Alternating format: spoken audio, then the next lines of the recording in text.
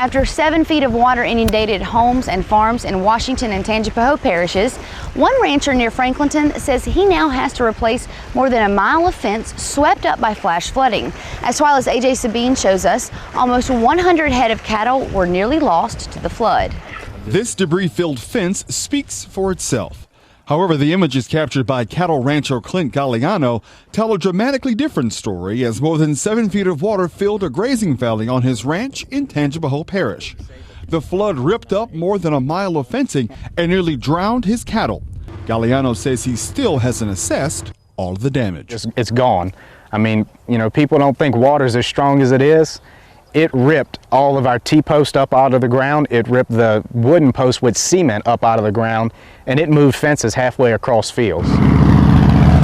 In nearby Franklinton, you can still see debris-filled trees along the Bogachita River. NRCS District Conservationist Jeffrey Epps couldn't make it into work at the height of the storm.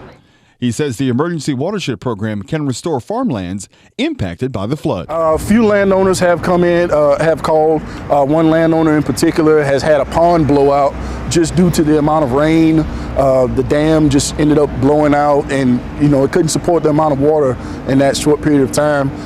Some of the other issues that we may be dealing with will probably be washouts and pastures. Galliano explains that it could take several days for this land to be restored to drivable conditions.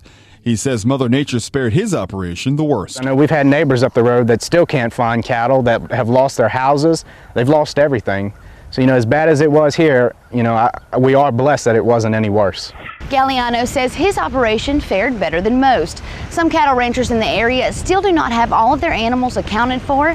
The loss of infrastructure to flood water has devastated many farmers, ranchers, and residents of Tangipahoa and Washington parishes.